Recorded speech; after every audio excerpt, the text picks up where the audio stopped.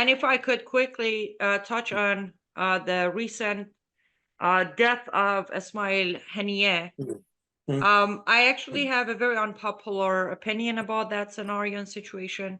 As you're all aware, he was there in Tehran for the inauguration of the new Islamic Republic of Iran's president, Dr. Pezeshkian. I guess it's not even an opinion; it's a question. They being Israeli government, they had the information, they had the locations, they took out Haniyeh. I guess my question is, why couldn't this mission take place, let's say 8.5 to 10 hours before, while the inauguration was taking place? And instead of taking out Haniyeh, who is already replaced with someone worse than him, they could have taken out the head of the snake, which is the supreme leader of Islamic Republic of Iran. Just thought, as an Iranian American who has actually asked this question repeatedly of why do we keep killing these little ones?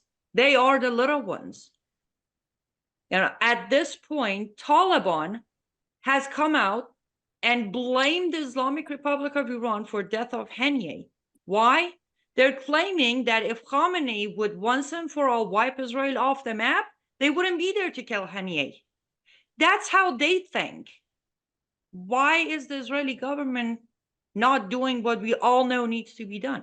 Maybe there's a calibration that goes on, and who knows? I don't run in those circles. A calibration that we take out a little guy, a little fish, to let them know that we will go up further if this continues. There's a sense of not wanting to cross a red line or something that's too extreme. But again, I don't know. I'll let your question stand. I don't have the geopolitical props to. I would 100% agree with your assessment if we didn't have an example of President Trump taking out Qasem Soleimani. Yes, Suleiman. That's how, kudos to President Trump, of course, but that's how you do it. They still haven't recovered from death of Qasem Soleimani. The internal battles, the civil unrest in the country, the problems, they're all come from the day President Trump ordered the takeout of Qasem Soleimani. Well, there's a story in that same regard. I don't know if it's true or apocryphal about Trump. And when he met with Putin, he said, these beautiful buildings here at the Kremlin are so gorgeous. It'd be awful if anything happened to them. And that was his way in the midst of that conversation of communicating to Mr. Putin that we're strong and you're strong. Let's not make any dumb mistakes about demonstrating them. These are beautiful buildings you've got here, Vladimir. It's the same thing. These countries, strong men respect strong men. I'm not interested in macho international posturing for its own sake, but strength is powerful. Weakness begets aggression. Do we need any crash courses on Neville Chamberlain in World War II and where that got us? And why Winston Churchill was on the beam of that age. He understood what was required. And I think that's exactly why I asked that question.